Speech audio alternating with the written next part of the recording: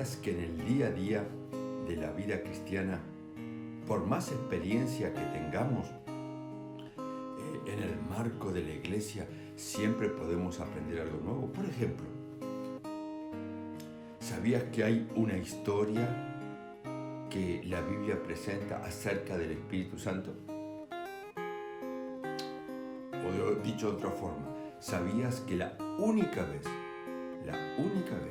en que la plenitud, la totalidad, el 100% del Espíritu Santo fue dado en una sola oportunidad, que fue en el Pentecostés? Y por ende, ¿sabías que por segunda vez la plenitud del Espíritu Santo entre los hijos de Dios todavía está en un futuro cercano? Otra, ¿sabías que por qué los discípulos no entendían plenamente lo que Jesús les quería decir o entendían las cosas exactamente al revés? ¿Por qué razón el maestro de los maestros no podía hacerles entender cuál era el propósito de su misión? Bueno, esto y muchas cosas más las estudiaremos a continuación. Jehová está en su santo templo. Jehová está en su santo templo. Seamos reverentes.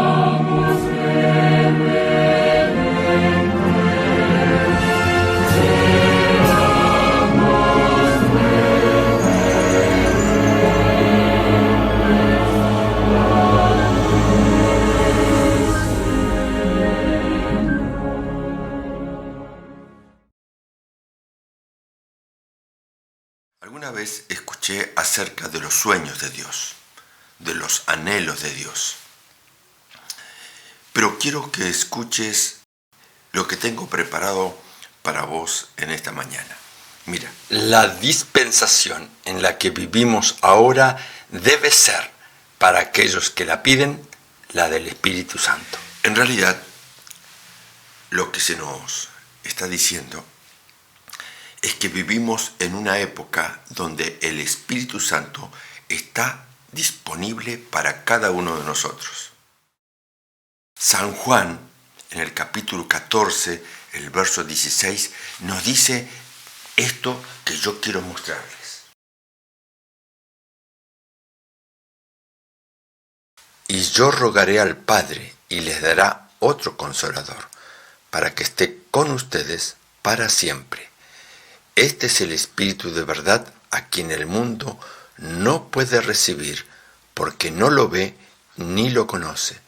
Ustedes lo conocen, porque permanece con ustedes y está en ustedes.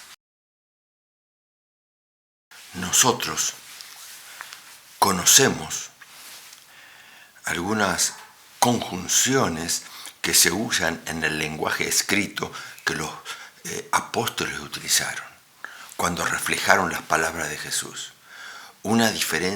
Hay una diferencia entre estar con aquella que dice estar en. Una vez que recibimos el Espíritu Santo en forma plena y completa, algunos consideran que algunos pequeños triunfos, algunos pequeños logros, es por el poder del Espíritu Santo, y no están errados. Pero acá estamos hablando de la plenitud. Cuando hablamos, por ejemplo, de que en el Antiguo Testamento nunca fue el Espíritu Santo derramado en su plenitud como en el Pentecostés.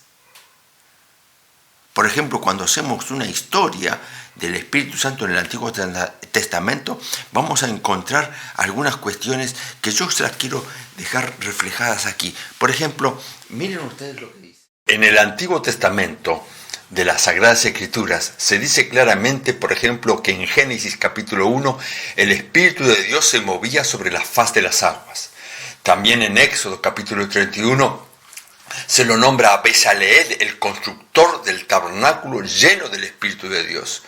En Jueces capítulo 14, el Espíritu del Señor descendió con poder sobre Sansón, aunque fue un hombre que se equivocó mucho, tuvo el privilegio de ser lleno del Espíritu. También en Jueces, Gedeón recibió el mismo privilegio para vencer a los amalecitas. También en 1 Samuel capítulo 16, el Espíritu de Dios descendió con poder sobre David cuando fue ungido por Samuel. Y en 2 de Reyes capítulo 2, Eliseo le pide a Elías una doble porción de su Espíritu. Y los alumnos de la escuela de los profetas se dieron cuenta de esa situación. De la misma forma que en el Espíritu que sucede en la actualidad, tenemos algunos destellos del trabajo del Espíritu Santo. Uno aquí, el otro allá. Escuchamos cómo el Espíritu Santo a través del informe mundial que suceden en diferentes lugares del mundo, cómo el Espíritu Santo va trabajando en diferentes personas. Por eso, en el Evangelio de San Juan, el capítulo 14, Juan habla y pone en boca de Jesús que Jesús promete estar con nosotros y estar en nosotros. Las dos cosas se requieren. Cuando en San Juan se dice en el capítulo 14 que Jesús fue a preparar una morada para nosotros, para que donde Él esté, nosotros también podamos estar, en realidad esa es una parte, pero lo que nosotros necesitamos es estar llenos del Espíritu Santo, completos. Estamos hablando de la plenitud del Espíritu Santo. Una mamá que ha tenido la posibilidad de tener hijos sabe muy bien la diferencia entre lo que es con y lo que es en. Una madre que llega a tener la posibilidad de tener un hijo en el vientre, después de esa experiencia, deja de ser lo que era. Es una persona diferente, pero para siempre. Por eso nosotros necesitamos entender que el Espíritu Santo tiene que estar en nosotros también. El Espíritu Santo tiene que ser nuestro amigo, nuestro consolador, nuestro paráclitos. Jesús dijo, no los voy a dejar huérfanos. Yo les voy a enviar a alguien que va a estar con ustedes, les va a enseñar, los va a ayudar a entender qué pasó con los discípulos en esos 40 días que Jesús estuvo. Comenzaron a entender el propósito de la misión de Jesús. Antes de la muerte de Cristo, el mismo Pedro decía, Señor, tú eres el Hijo de Dios, pero ni siquiera entendía lo que estaba diciendo. Lo comprendió después. Porque a pesar de que dijo que tú eres el Hijo de Dios, en la cruz, allí cuando Jesús pendía del madero, lo negó. ¿Y cuántos hay entre nosotros que aparentan ser buenos cristianos? Pero no necesitamos aparentar. Lo que nosotros necesitamos es tener el Espíritu. Si nosotros no lo pedimos, no lo tendremos. Atención, lo repito otra vez. Si nosotros no pedimos, no vamos a tener el Espíritu Santo. ¿Y para qué nos sirve? ¿Qué utilidades plantea el Espíritu Santo? Nos convence. Nos ayuda a ver quiénes somos. Nos ayuda a entender qué es lo que está detrás de la escena. Por ejemplo, el apóstol Juan escribe lo siguiente. Pero el Consolador, el Espíritu Santo, a quien el Padre enviará en mi nombre, Él os enseñará todas las cosas y os recordará todo lo que yo os he dicho. Y también también en otro pasaje nos agrega otro aspecto importante que nosotros tenemos que tener en cuenta. Ciertamente yo enviaré la promesa de mi Padre sobre vosotros, pero quedaos vosotros en la ciudad de Jerusalén hasta que seáis investidos de poder desde lo alto. Pero los apóstoles sabían, en forma retrospectiva, lo expresan, que estas cosas lo decía porque todavía no se había manifestado el Espíritu Santo. Miren lo que dice. Esto dijo acerca del Espíritu que habían de recibir los que creyeran en él, pues todavía no había sido dado el Espíritu porque Jesús aún no había sido glorificado. Y uno a veces se pregunta, ¿por qué los discípulos no entendían, no comprendían lo que Dios en la persona de Jesucristo les quería decir? Vayamos nosotros a lo que le sucedió al apóstol Pedro, o al mismo Judas, a los hijos de Zebedeo. Los discípulos fueron con Jesús al Getsemaní a orar, a acompañarlo, y fracasaron en el intento. No entendían plenamente lo que Jesús venía a hacer. Nosotros necesitamos, igual que los discípulos, comprender lo que ellos no estaban comprendiendo, aunque ellos lo comprendieron después. ¿Cuándo fue que los discípulos comprendieron realmente la verdadera misión de Jesús?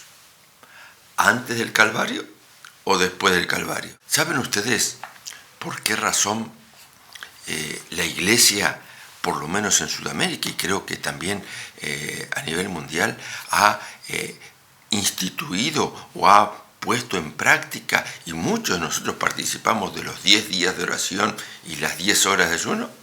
¿Cuánto tiempo estuvo Jesús entre los discípulos después de la resurrección? ¿Cuánto? 40 días. ¿Por qué 40 días? Bueno, miren ustedes, entre la Pascua y la otra fiesta que seguía era el Pentecostés. Era una fiesta también religiosa, la fiesta de las primicias. Y eso se celebraba 50 días después de la Pascua. Pero Jesús estuvo con los discípulos 40 días, enseñándoles, trabajando con ellos. Las conversaciones que Jesús tuvo con ellos, por ejemplo, cuando Jesús le decía a Pedro, ¿Pedro, me amas? Eso fue después de la resurrección. Y comenzó a enseñarles y a mostrarles no solamente la señal en su costado, sino en sus propias manos. 40 días allí, y lo vieron a Jesús subir al cielo. 40 días. Pero el Pentecostés, ¿cuánto faltaba para llegar al Pentecostés? Apenas 10 días.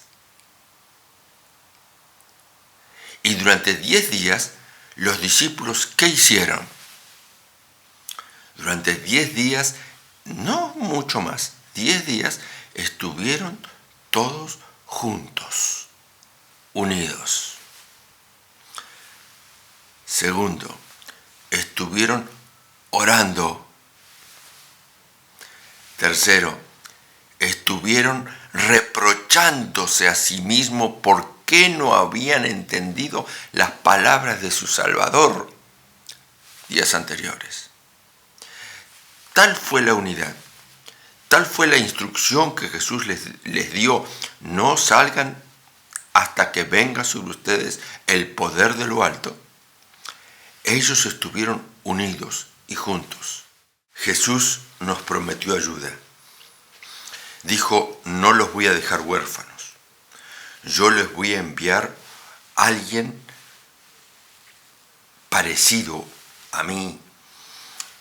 Dios prometió en la persona de Jesús que iba a mandar un ayudador, un paralelo, un parácletos, aquel que convence de pecado, de justicia y de juicio. Y algunos de nosotros piensan que ese Espíritu Santo que convence de pecado, de justicia y de juicio es para los que están fuera del redil. Pero en realidad no es así. Dejemos que el Espíritu Santo trabaje en esas personas. Pero lo que necesitamos, lo que necesita tu iglesia y la que necesita la mía, no es un cambio en el edificio, en el templo donde adoramos.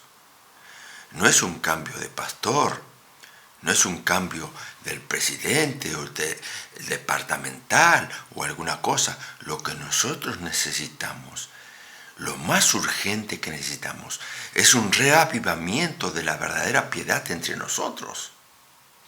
Todo dirigido y orientado por el Espíritu Santo. Por eso Jesús decía bien clarito, yo quiero que ustedes estén conmigo.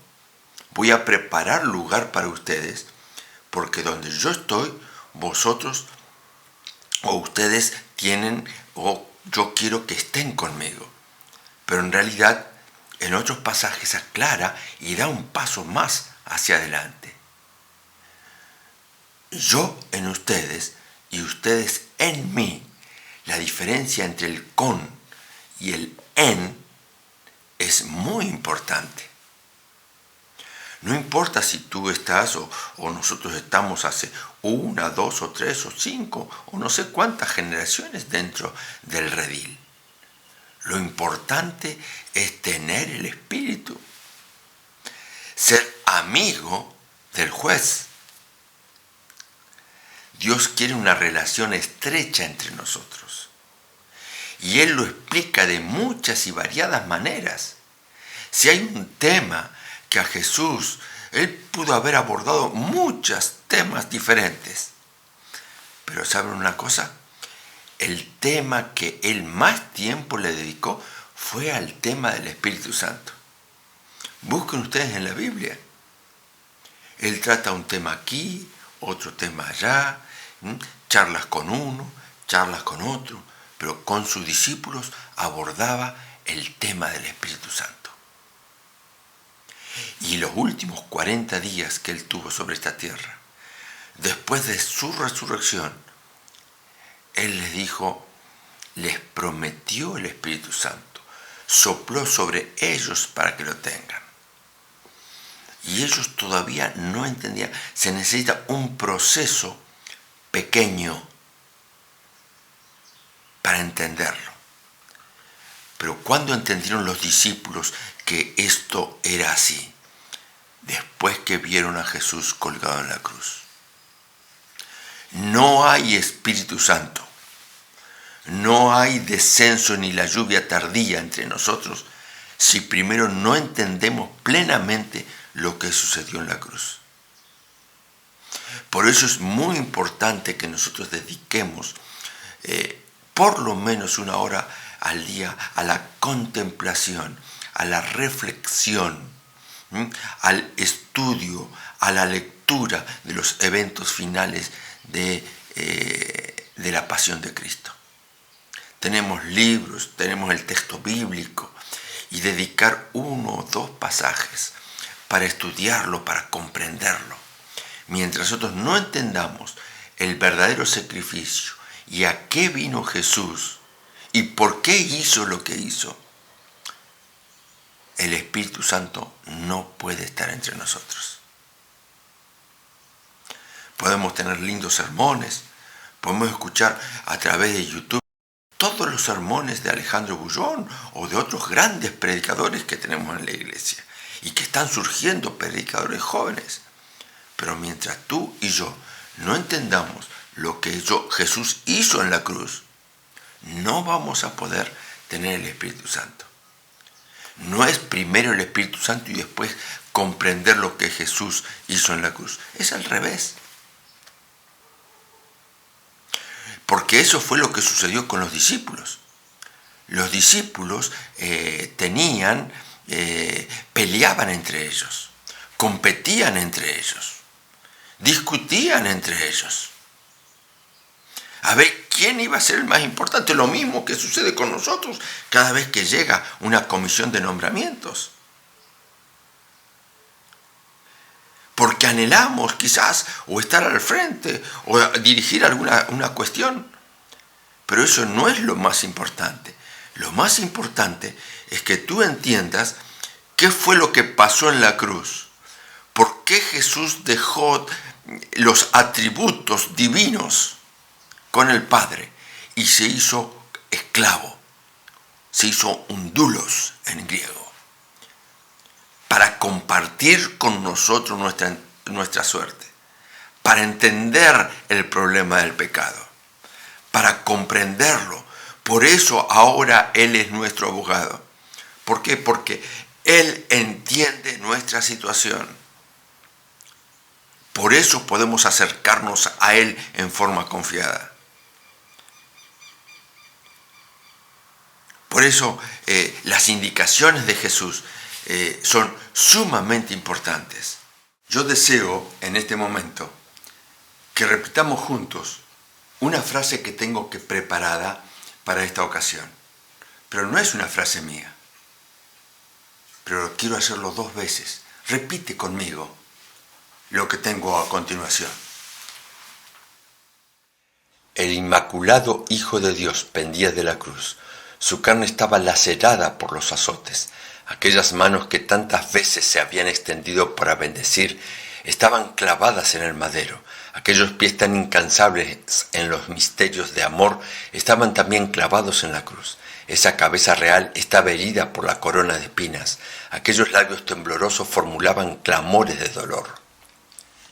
Y todo lo que sufrió, las gotas de sangre que cayeron de su cabeza, sus manos y sus pies, la agonía que torturó su cuerpo y la inefable angustia que llenó su alma al ocultarse el rostro de su Padre, habla a cada hijo de la humanidad y declara: por ti consiente el Hijo de Dios en llevar esta carga de culpabilidad. Por ti saquea el dominio de la muerte y abre las puertas del paraíso. El que calmó las airadas ondas y anduvo sobre la cresta espumosa de las olas. El que hizo temblar a los demonios y huir a la enfermedad. El que abrió los ojos de los ciegos y devolvió la vida a los muertos, se ofrece como sacrificio en la cruz. Y esto por amor a ti. Él, el expiador del pecado, soporta la ira de la justicia divina y por causa tuya se hizo pecado.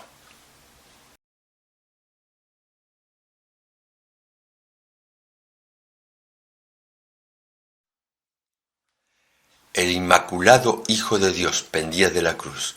Su carne estaba lacerada por los azotes. Aquellas manos que tantas veces se habían extendido para bendecir estaban clavadas en el madero. Aquellos pies tan incansables en los misterios de amor estaban también clavados en la cruz. Esa cabeza real estaba herida por la corona de espinas.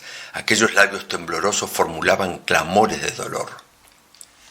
Y todo lo que sufrió, las gotas de sangre que cayeron de su cabeza, sus manos y sus pies, la agonía que torturó su cuerpo y la inefable angustia que llenó su alma al ocultarse el rostro de su Padre, habla a cada hijo de la humanidad y declara: por ti consiente el Hijo de Dios en llevar esta carga de culpabilidad.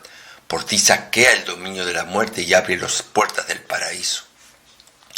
El que calmó las airadas ondas y anduvo sobre la cresta espumosa de las olas.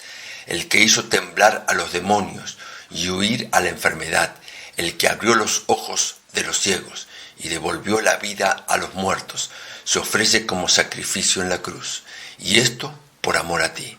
Él, el expiador del pecado, soporta la ira de la justicia divina y por causa tuya se hizo pecado. Una vez que nosotros entendemos y comprendemos lo que Jesús hizo en la cruz del Calvario, cuando logramos captar en nuestra mente lo que significó ese sacrificio, nosotros ya tenemos una vislumbre de lo que Dios espera de nosotros. El Espíritu Santo empieza a trabajar recién allí, en forma más completa, en forma más total sobre cada uno de nosotros. Pero miren ustedes lo que dice Joel, avanzando. Ya en el Antiguo Testamento él advertía que el Espíritu iba a ser derramado sobre toda carne. Vean ustedes lo que dice.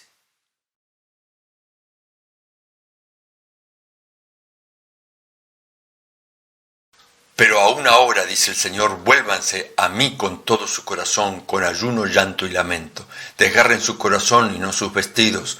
Vuelvan al Señor su Dios, porque Él es clemente y compasivo, lento para la ira, grande en misericordia y desiste del castigo.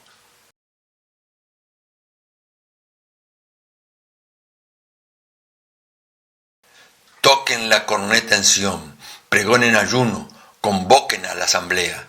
Reúnan al pueblo, santifiquen la congregación, agrupen a los ancianos, reúnan a los pequeños y a los niños de pecho, salga el novio de su cámara nupcial y la novia de su dosel.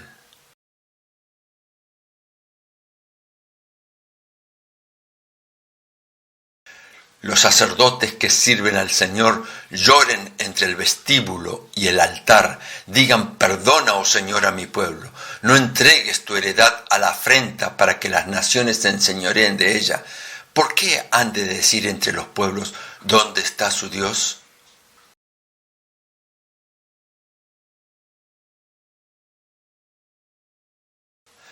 El Señor respondió a su pueblo diciendo, he aquí yo les envío granos, vino nuevo y aceite, y serán saciados.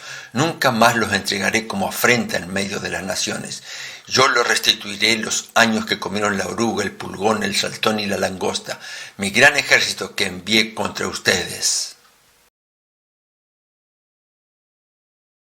Sucederá después de esto que derramaré mi espíritu sobre todo mortal. Sus hijos y sus hijas profetizarán, sus ancianos tendrán sueños y sus jóvenes visiones. En aquellos días también derramaré mi espíritu sobre los siervos y las siervas. Realizaré prodigios en los cielos y en la tierra, sangre, fuegos y columnas de humo. Y sucederá que cualquiera que invoque el nombre del Señor será salvo, porque en el monte de Sión y en Jerusalén estarán los libertados, como ha dicho el Señor, y entre los sobrevivientes estarán aquellos que el Señor ha llamado. Ustedes también, oh hijos de Sión, alégrense y regocíjense en el Señor su Dios, porque les ha dado la lluvia primera en su justa medida. También hará descender sobre ustedes la lluvia temprana y la tarde, como antes. En otras palabras, el Calvario siempre antes del derramamiento del Espíritu Santo. La cruz antes que el Pentecostés. Siempre es así. Esa es la razón por la cual los discípulos no comprendían en forma plena. Ellos solamente escuchaban palabras, escuchaban enseñanzas, les resultaba muy bonito cómo Jesús exponía la palabra. Y pensaban que era un gran maestro de Israel. Y era un privilegio para ellos estar con Jesús, pero no lograban comprender. ¿Por qué? Porque todavía no habían vivido la experiencia del Calvario. Entonces, ¿qué hace el Espíritu Santo con nosotros cuando vemos esa situación? ¿Qué hace el Espíritu Santo cuando nosotros estamos en esa situación? Nos lleva al arrepentimiento. Miren lo que dice aquí. ¿O menosprecias las riquezas de su bondad, paciencia y magnanimidad, ignorando que la bondad de Dios te guía al arrepentimiento? Pero por tu dureza y por tu corazón no arrepentido acumulas sobre ti mismo ira para el día de la ira y de la revelación del justo juicio de Dios. En definitiva, yo quiero en esta mañana decirles que en primer lugar, y para ir resumiendo, que el Espíritu Santo nos ayuda, nos enseña, nos guía. El Espíritu Santo es nuestro paralelo y es el paralelo de Jesús. Está a nuestro lado para hacer lo primero que dijimos. Está al lado de Jesús para hacernos comprender las cosas que vienen desde lo alto. Por ejemplo, la iglesia organizada, nuestros dirigentes han elaborado planes hermosos que tienen que ver con 10 días de oración, por ejemplo. ¿Sabías tú, por ejemplo, que a nivel mundial hay un programa que se llama 100 días de oración? ¿Cómo? ¿No lo sabías? 100 días de oración. ¿Qué es lo que pretenden nuestros líderes a nivel mundial? Que nosotros oremos, que nosotros dediquemos tiempo a la oración. Ah, ¿no me crees de los 100 días? Mira esto. 100 días de oración. Día 78.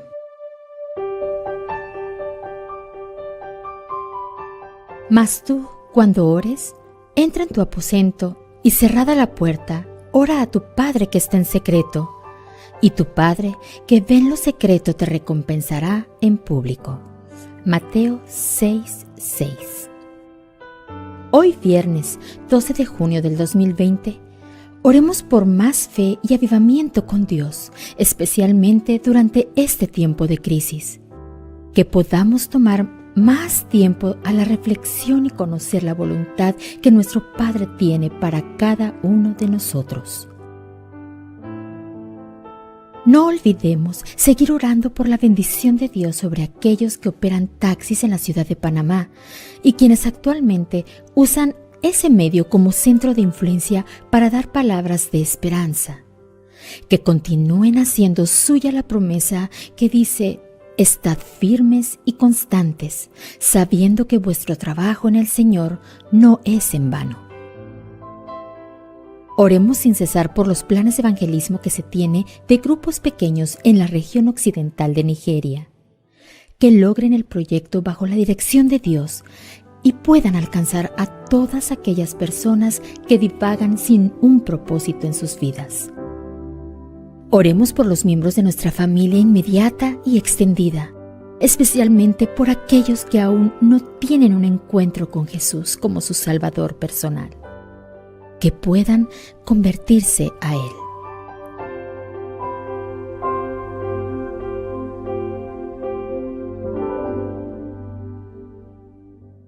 Dios quiere que dediques tiempo a la oración. Cuanto más ores, más cerca estarás de recibir la plenitud del Espíritu. No es tu cargo lo que hace que seas lleno del Espíritu. No es tu título lo que haga que seas lleno de tu Espíritu. No es tu preparación académica. No es la experiencia y los años que tienes en la iglesia.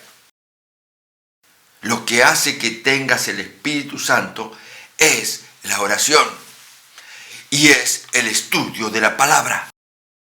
Cuando tú estudies más la palabra y te dediques a aprender sobre el Espíritu Santo, cómo trabaja, cómo actúa, cómo trabaja en el arrepentimiento de las personas, cuáles son los frutos del Espíritu.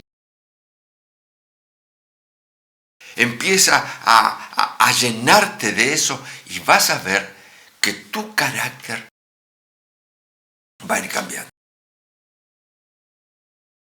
Tu carácter no cambia por tu preparación académica, ni por el rol que juegues dentro del redil del Señor. Dios prometió su Espíritu a toda carne, a los jóvenes, a los niños, a los adultos, a los ancianos, a todos. Pero tenemos que estar preparados. ¿O tú no sientes a través de esta cuarentena a nivel global que nunca antes en la historia humana se ha dado un parate tan global de la economía? ¿O no te das cuenta de que esto no es una señal? Claro Claro que es una señal. El fin está cerca. El fin del tiempo de gracia todavía no se ha producido. Tú y yo necesitamos del Espíritu. No es lo que yo he logrado, no es lo que tú has logrado, sino lo que Jesús ha logrado en la cruz del Calvario. Él es el producto. Es la perfección. Jesús es el que murió en la cruz por cada uno de nosotros. Y en la medida que nosotros no entendamos eso, el Espíritu Santo va a venir apenas con unas gotitas de rocío. Nada más que eso. Por eso, tu manera de ser, tu carácter, tu respuesta en momentos de crisis es lo que hará de ti un auténtico ganador. Al fin y al cabo, es lo único que llevaremos al cielo. Por eso, en esta mañana, yo quiero invitarte a que estudies en primer lugar este tema. Tú en forma personal, no esperas que venga ningún pastor, ningún predicador. Puedes apoyarte en algunas predicaciones que puedes encontrar en las redes. Pero tú necesitas tiempo para abrir tu Biblia. Necesitas tiempo, no 5 minutos, no 2 minutos, no 10 segundos para hacer la oración por los alimentos. Eso no es orar. Empieza a limar las asperezas que tengas con otras personas. Arreglar tus asuntos personales. Este es el ahora. Este es el momento. Arregla tú lo que tú puedas arreglar. Perdona y sé perdonado. No importa quién sea la otra persona o el otro grupo de personas. El Espíritu Santo tiene que trabajar. Nosotros tenemos un problema. Conocemos la teoría, conocemos la teología, pero nos falta mucho en la práctica.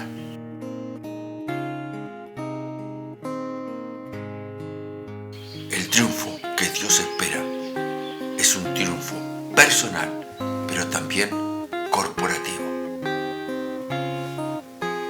Su remanente, su iglesia, debe ser una con Él. Y Él en nosotros. Y nosotros en Él. ¿Para qué? Para poder estar con Él cuando Él venga.